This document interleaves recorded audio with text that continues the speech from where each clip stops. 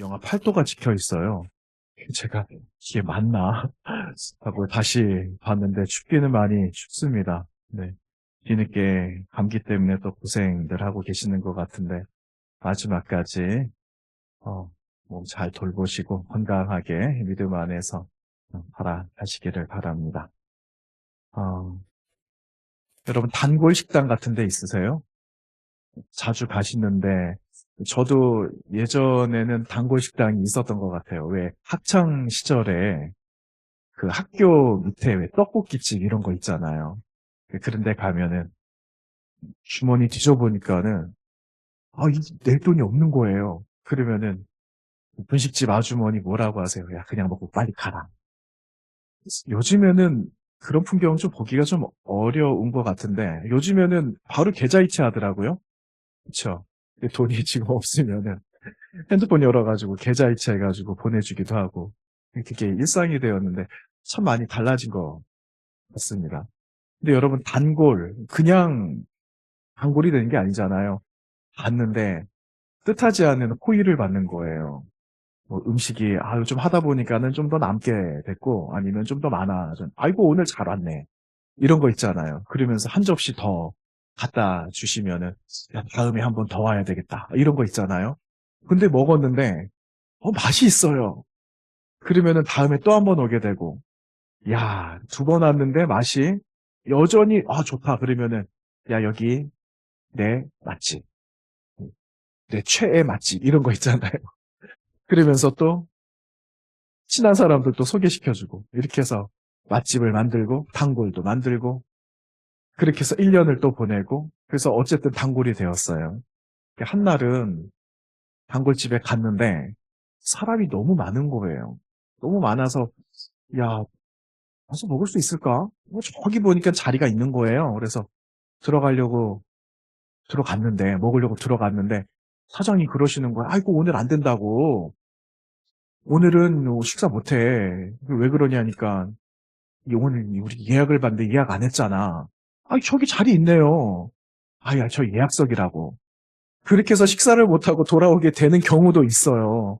그러면 우리 마음에 '이상하다. 단골인데.' 이런 거 있잖아요. 아니 뭐 가서 그냥 잠깐 먹고 나올 건데 뭘 저렇게 하실까? 마음이 섭섭한 마음이 있잖아요. 그럴 때 있죠. 저도 여기 밑에 그 일가 중에 밑에 밥 먹으러 갈 때 있거든요. 그런 경우 가끔씩 있어요. 그런데 '저 혼자만 단골인가?' 이 생각할 때 있어요. 그 사장님한테는 '내가 단골이 아닌가? 나만 단골이었나?' 이런 생각할 때 있잖아요. 그런데 여러분 이게 일상 가운데 좀 많이 있을 것 같아요. 관계 속에서도 그렇고 신앙생활하는 우리 믿음의 터전 가운데서도 그럴 것 같아요. 처음에 예수님 만났을 때 여러분 기억하세요? 처음 예수님 만났을 때 내 예수 그리스도를 영접했을 때 그때 얼마나 우리 마음에 감격이 있었어요. '나는 지금 이 마음만 가져도 좋겠다.' 지금 받은 은혜 때문에 은혜에 너무너무 이게 너무 벅차서 어떻게 다 표현을 할 수 없는 그 상황에 받은 감격들이 있잖아요. 그 감격이 '지금도 있는가?' 하는 겁니다. 그 마음이 많이 변하게 되었어요. 많이 사라져 버렸다라는 거죠. 그때는 감사였는데 지금 돌아보니까 그 감사가 지금 내 자리에 보니까 당연한 것처럼 여겨질 때가 있어요.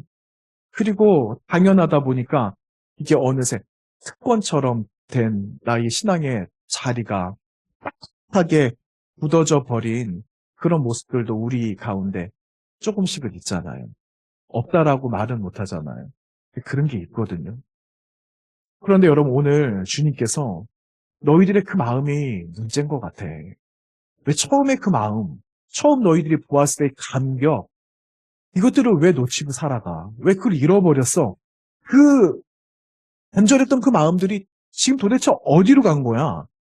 하시면서 안타까워하시는 그 주님의 마음이 오늘 우리가 나누었던 11장의 마태복음 20절 이하에 있는 이 말씀들의 배경과 내용이다라는 겁니다. 주님께서 오늘 20절 말씀 시작하는 20절 말씀에 주님의 말씀과 그 어조가 좀 무겁다라고 느껴집니다. 20절 말씀에 그렇게 말씀하시잖아요. 권능을 가장 많이 행하신 고을들이 뭐 하지 않는다고요? 회개하지 않는다. 아니, 왜 이렇게 회개하지 않는 거야? 주님께서 그것을 보시고 책망하셨는데 오늘 말씀해 보니까 고라신과 벳세다, 그리고 조금 더 밑에는 가버나움 이렇게 나오고 있어요. 여기는 여러분 어떤 곳이냐면요, 예수님의 이적이 많이 있었던 곳. 여러분 이미 우리가 마태복음 9장 보았잖아요. 9장의 1절 말씀 여러분 보실 때 거기에 본동네라는 단어를 아마 보셨을 겁니다. 그런데 9장 1절에 나오고 있는 본동네라는 이 단어는요, 어디를 말을 하냐면 오늘 본문에도 나온 가버나움이라는 동네를 이야기하는 거예요. 다시 말하면은 예수님께서는 갈릴리, 예루살렘 여기 주변에서 사역을 하셨지만 많은 이적을 어디서 많이 행하셨느냐면요, 가버나움이라는 동네에서 많은 이적들을 행하셨다라는 겁니다. 그래서 본동네, 본거지 이렇게 해서 가버나움이 소개가 이미 되었습니다. 그런데 주님께서 뭐라고 말씀하시냐면요, 24절 말씀에 심판날에 소돔과 고모라 땅이 너희 지금 있는 이 가버나움보다 더 잘 견디기가 쉬울 거야. 여러분 이 말은 무슨 말이냐면은 가버나움을 굉장히 책망하고 계신다라는 겁니다. 여러분 소돔과 고모라 어디 나옵니까? 창세기 말씀 나오잖아요. 근데 창세기에 나오는 소돔과 고모라 땅은 어느 곳이냐면은요, 한마디로 우리는 일축할 수 있어요. 악한 도시. 의인 10사람이 없어서 결국은 망한 도시. 얼마나 기름진 땅이었습니까? 아브라함과 롯이 서로 헤어지기로 했어요. 재산이 많이 늘어나가지고. 너 어느 땅 할래? 동서남북을 바라보면서 먼저 삼촌인 아브라함이 먼저 택할 수도 있었지만 조카 롯에게 이야기를 하는 거죠. 너가 한번 봐서 너 눈에 좋은 대로 너가 마음에 드는 땅을 너가 먼저 선택을 해. 해서 고른 땅이 어느 땅이었습니까? 소돔 땅이었거든요. 얼마나 기름지고 거기 들어가면 풍요롭고 모든 것이 다 만족할 만한 그런 땅을 들어갔는데 사실은 그 땅은 어떤 땅이냐면요, 망할 땅이었다라는 거. 결국은요, 하나님께서 재촉하시잖아요. 의인 10사람이 없고 너의 피부치, 너희 조카가 있잖아. 그 조카의 가정을 빨리 피신시켜라. 그래 여러분 거기서 다 살아났습니까? 못 살아납니다. 아내 잃어버려요. 자부들도, 그 딸들의 남편들도 호빵기를 끼잖아요. 안 나간다라 그러잖아요. 그렇게 해서 결국은요, 여러분 일부 가족만 겨우 피신하게 되는 그 땅, 결국은 유황이 떨어져서 망한 그 소돔과 그 땅보다도 여러분 지금 주님께서 책망하고 계시는 땅은 어디냐면요, 가버나움을 이야기하고 계시는 겁니다. 여러분 가버나움, 여러분 우리는 소돔 고모라 하면은 역사 속에 그냥 그 땅 생각할 수 있지만 여러분 가버나움은 사람들한테 잊혀졌답니다. 가버나움이 주후 749년에 대지진이 일어나거든요. 로마가 통치하고 있는 그때의 1세기에 여러분 그 대지진이 일어납니다. 그때 가버나움이 혹사 그냥 무너져 버리고 말아요. 폐허더미가 되고 마는데 그 쓰러진 수많은 폐허 밑에 가버나움이라는 고대 도시가 그냥 파묻히게 되었습니다. 이걸 발굴해야 될 거 아니겠어요? 지금도 많이 발굴합니다. 발굴을 하는데 여러분 지금 가면은 가버나움 갑니다. 가버나움 가면은 가버나움에 어디를 가냐면은 그때 당시에 세워져 있었던 회당터가 그대로 남아있어요. 제법 커요. 거기를 갑니다. 기둥도 제법 잘 세워져 있어요. 겉으로 볼 때는 그때 당시, 지금도 볼 때는 그때 당시 굉장히 웅장하고 굉장히 아름다웠던 회당이었을 거다라고 생각을 하는데 역사학자들이 뭐라고 말을 하냐 하면은요, 그 밑에는요, 그 집안이 별로 그렇게 튼튼하지 않다라고 말을 해요. 여러분 그 현관 있죠? 구멍 송송송송 뚫려져 있는 검은 흙, 그 돌, 그것들이 밑에 집안으로 이렇게 되어져 있대요. 별로 힘이 없거든요. 그러니까 이 대지진이 일어났을 때 그냥 폭삭 무너지고 말았어요. 파묻히고 말았어요. 주님의 말씀대로 가버나움이 견디길 수가 없었던 거예요. 오히려 소돔과 고모라가 그냥 더 견디기가 더 쉬웠. 이런 주님의 말씀이 오늘 선포되고 있는 거죠. 이 가버나움에. 여러분, 가버나움에 있었던 수많은 사람들은 이미 많은 것을 봤습니다. 예수님의 기적 많이 일어났으니까 그거 많이 봤죠. 그리고 예수님도 만났죠. 예수님 하시는 말씀도 들었죠. 그랬는데 여러분, 이들 결정적으로 오늘 말씀에 회개하지 않은 것이 책망이 되었잖아요. 결국 이들은요, 단지 예수님은 만나기는 만났지만 이들은 결국 남은 건 구경꾼들로만 남게 되었다라는 것을 지금 오늘 성경이 우리에게 말씀해 주시고 있는 겁니다. 여러분, 그들이 경험했던 기적은요, 그냥 단순히 자부심에 머물러 있었다라는 거예요. 우리 동네에서, 우리 이 땅에서 이 많은 일들이 일어났으니까, 야, 우리 이 땅은, 여기 있는 사람들은 대단한 사람들이야. 이러한 자부심이 그들 마음속에 있었을 뿐이지, 여러분, 자신의 삶을 돌아보는 회개의 자리는 되지 못했다라는 것을 오늘 꼬집어서 이야기를 해주고 있는 겁니다. 여러분, 우리가 지금 앉아있는 자리는 어떨까요? 오늘 이 자리에 나오신 거는 나의 공로로 나온 것 아니잖아요. 그렇죠? 이 자리에 우리가 나오게 된 거는 예수님 사랑 때문에 나왔어요. 그분이 우리에게 주신 은혜가 있어서. 그렇죠? 여러분, 그 은혜를 어떻게 손으로 다 꼽을 수가 있겠어요? 눈에 보이고 만져지고 무슨 업적을 이룬 것만큼의 분량이 되어져야만 그것이 은혜가 아니라 오늘 이 자리에 함께 앉아 있는 게 은혜잖아요. 그렇죠? 이게 은혜 아니겠어요? 반가운 분이 오셨어요. 그렇죠? 네. 병원 생활 오래오래 하시던 집사님들이 오늘 오셨어요. 네. 제가 주중에 통화했었거든요, 집사님들하고. 근데 오늘 한결같이 오늘 다 오시겠다라고 하셨는데 오늘 오셔서 같이 예배하고 계시는데 여러분, 그 얼마나 은혜인지 모르겠어요. 얼마나 감사한지 모르겠어요. 이게 은혜죠.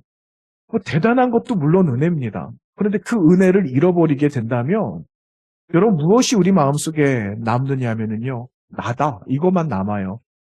내가 나다라는 것만 남는 거예요. 나를 알아주지 않으면 섭섭한 마음이 드는 거죠. 단골집에 갔는데 옆 테이블에는 김 한 쪽 더 주는데 나는 김 하나 더 안 줘가지고 괜히 마음이 섭섭한 그런 마음들 있잖아요. 그런 마음들이 생긴다니까요. 여러분, 우리 이 자리에 나온 거는요, 나의 공으로 나온 게 아니에요. 우리 가정이 신앙생활을 오래 해서 당연히 얻어진 게 아닙니다. 1대를 거쳐 2대를 거쳐 누가 그러더라고요. 그래도 적어도 가문에 예수 믿은 그 대수가 4대는 돼야지. 저 그런 이야기 들은 적 있어요. 배우자를 구해야 되는데 그래도 우리 집안에 대가 4대가 되니까 그 가정도 4대가 되지 않으면 안 돼. 저 그런 이야기 들은 적도 있어요. 자부심도 있겠죠.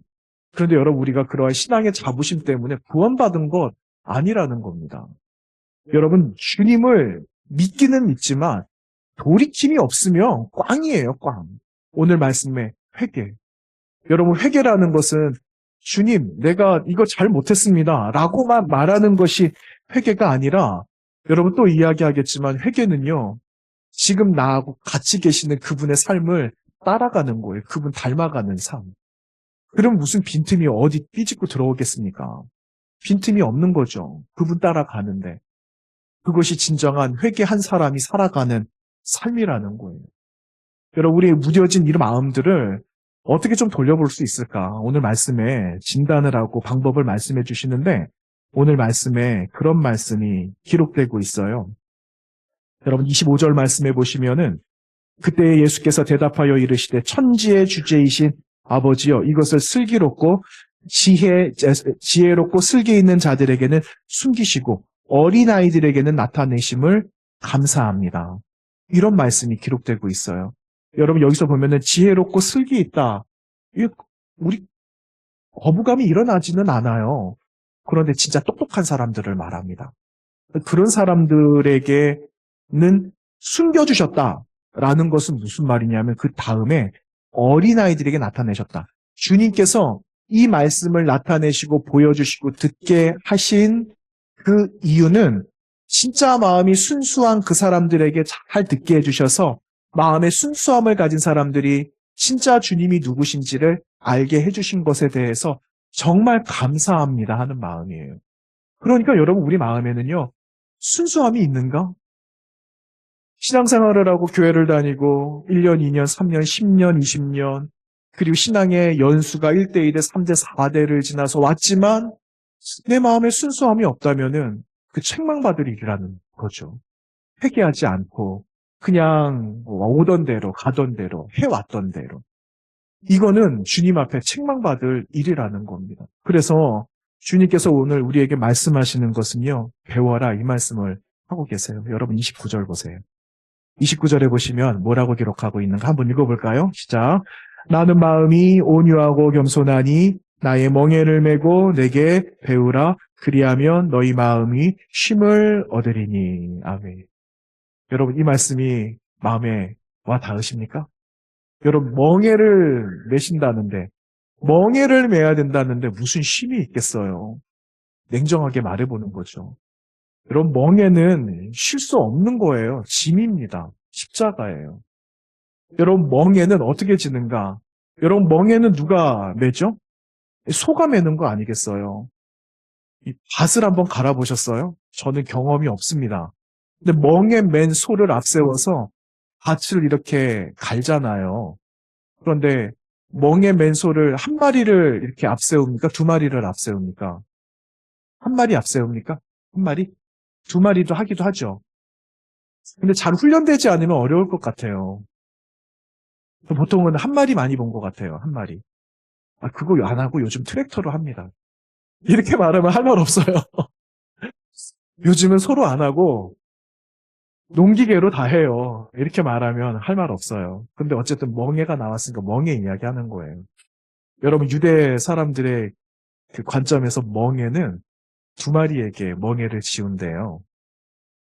그러면은 잘 훈련된 소 두 마리, 덩치가 큰, 그리고 덩치가 비슷한, 그리고 해본, 좀 유능한, 익숙한 이런 소들에게 이렇게 멍에를 메고 앞세울 것 아니겠어요? 그런데 유대 사람들은 멍에를 어떻게 메냐면요. 어미소하고 송아지를 같이 이렇게 놔둔. 그래서 멍에를 맨다라고 합니다. 그러면 여러분 그게 무슨 효과가 있겠어요? 누가 일을 다 할까요? 엄마 소가 다 하는 거죠. 어미 소가 일을 다 하는 겁니다. 그러면 송아지는 뭘 하겠습니까? 송아지 뭐 할까요? 졸졸졸졸 따라다니는 거죠. 이겁니다, 이거. 이거를 말하는 거예요. 송아지가 할 수 있는 거는요, 엄마 소 옆에 붙어 있는 거예요. 엄마 소 옆에서 엄마의 걸음을 맞추어서 같이 가는 거. 이게 멍에 맨다라는 의미입니다. 여러분 이거를 우리 삶에 한번 적용 한번 해볼까요? 여러분 나도 멍에를 매잖아요. 우리 십자가 지잖아요. 십자가 져야 된다라고 하잖아요. 여러분 십자가 있으세요? 어떤 십자가 있으세요? 보니까는 나는 십자가 누구한테 맡겼어. 잘 지고 오고 있어. 이렇게 하면은 혼나는 거예요. 그래서 십자가가 있거든요. 십자가라는 멍에를 지고 있는데 여러분 내가 진 십자가의 멍에를 나 홀로 지고 갈 수 없다라는 겁니다. 그래서 옆에 누가 계시느냐? 똑같은 멍에와 십자가를 지신 누가 계신다고요? 예수 그리스도가 같이 계시는 거예요.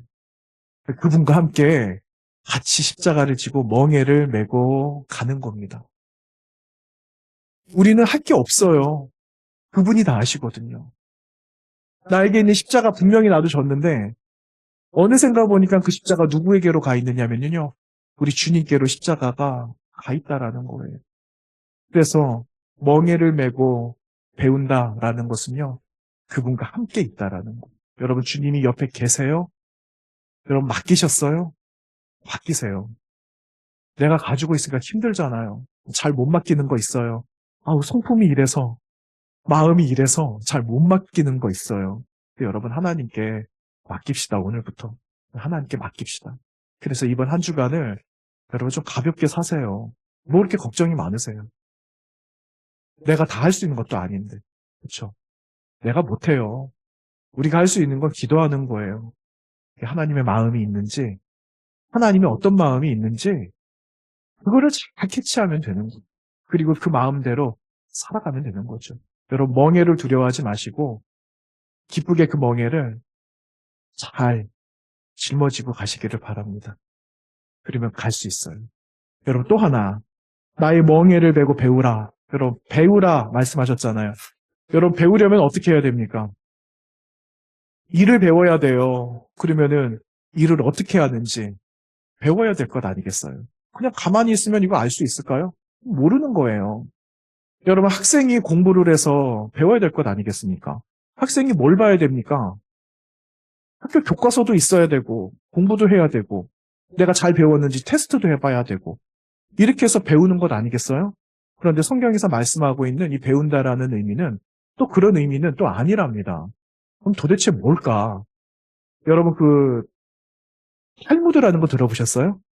탈무드? 네. 유대인의 경전 탈무드 이렇게 말하잖아요. 탈무드는 써가지고 기록으로 남긴 거거든요. 그런데 탈무드 말고 그 구전으로 전해지는 게 있어요. 구전으로 탈무드처럼 전해지는 게 있는데 그게 미시나 이렇게 말하거든요. 지혜 이렇게 말을 합니다. 그런데 그 미시나에 보면은요.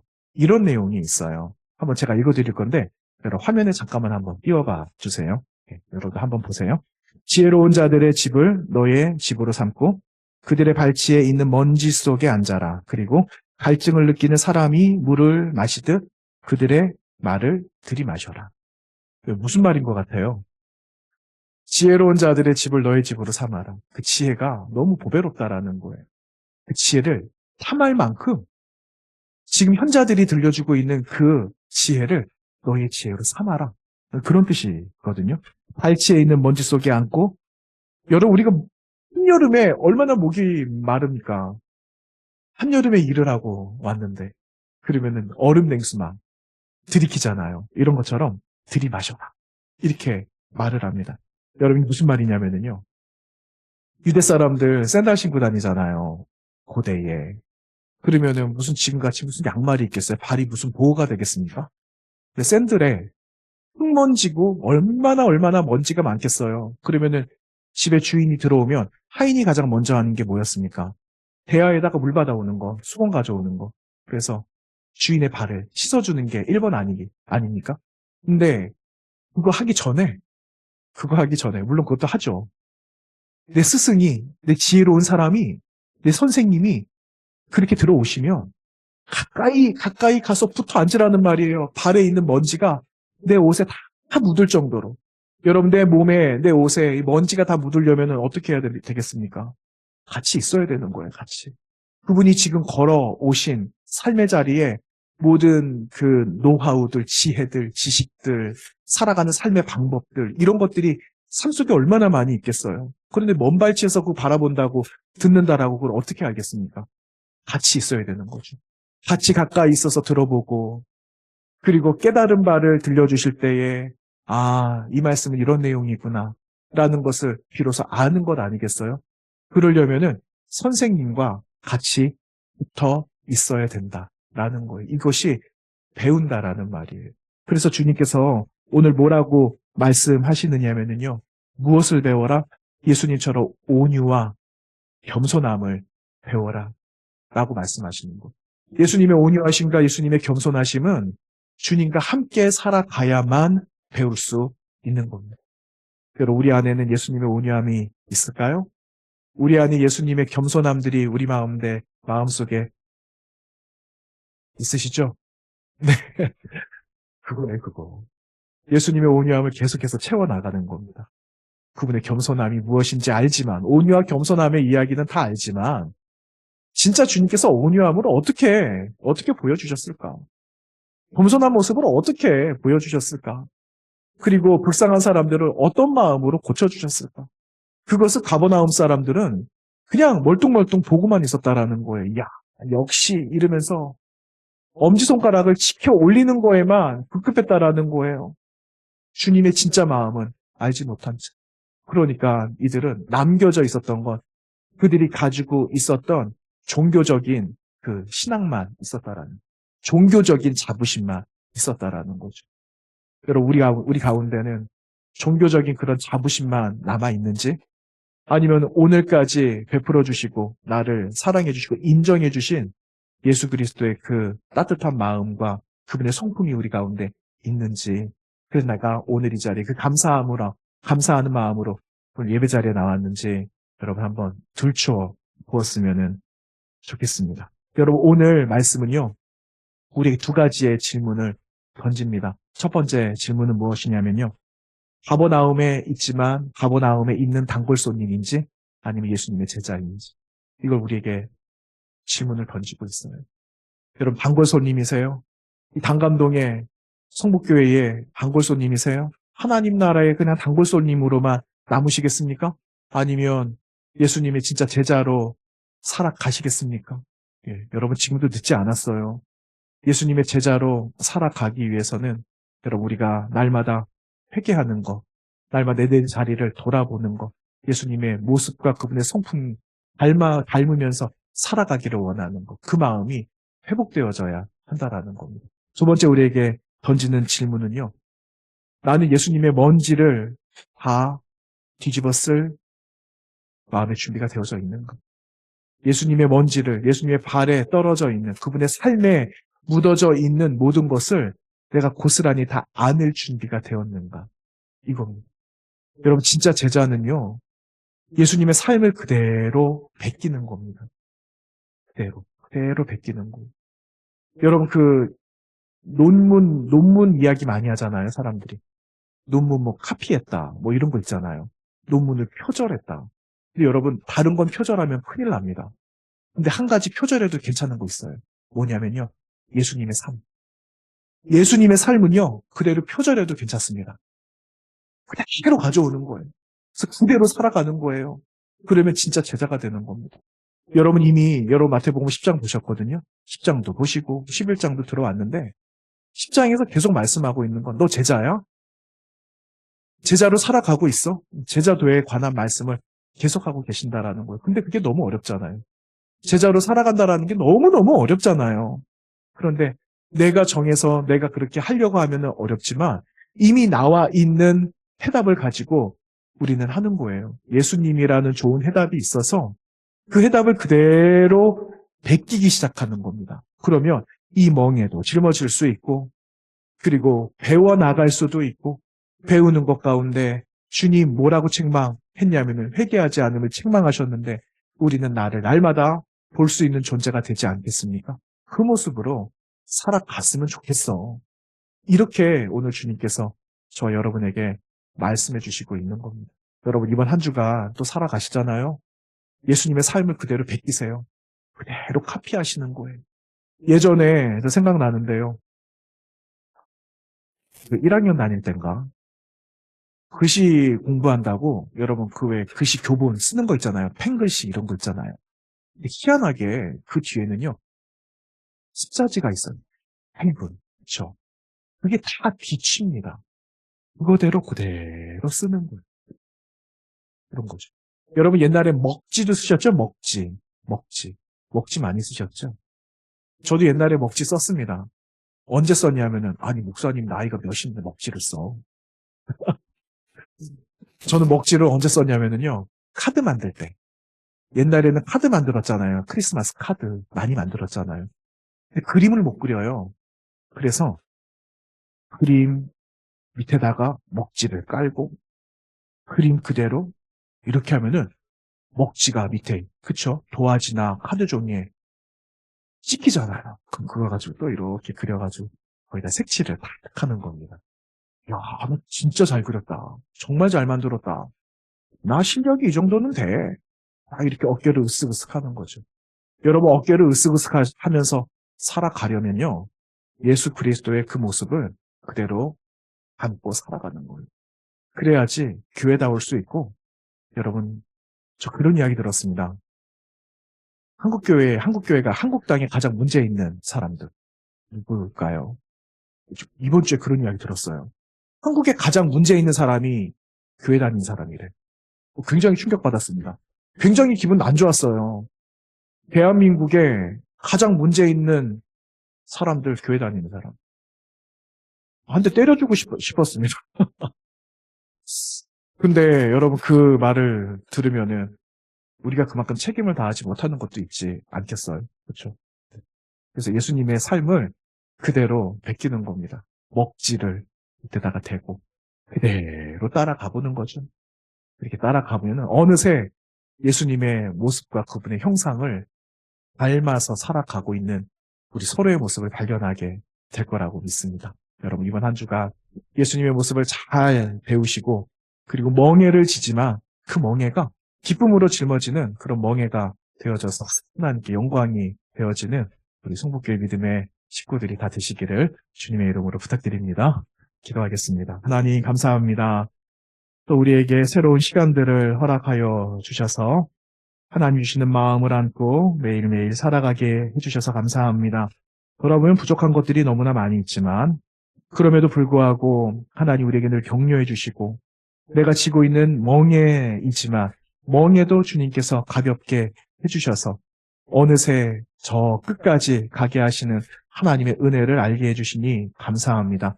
주님을 통해서 그분의 모습과 온유하심과 겸손함과 살아가신 모든 삶을 그대로 닮아가는 우리 능력 있는 교회, 능력 있는 성도들 되어지도록 인도하여 주시고 하나님 이 땅 가운데 문제를 일으키는 그리스도인이 아니라 세상의 모든 문제를 해결해 나가는 거룩한 교회로 다시 세움받는 귀한 한 주간이 되도록 역사하여 주옵소서. 예수님의 이름으로 기도하옵나이다. 아멘.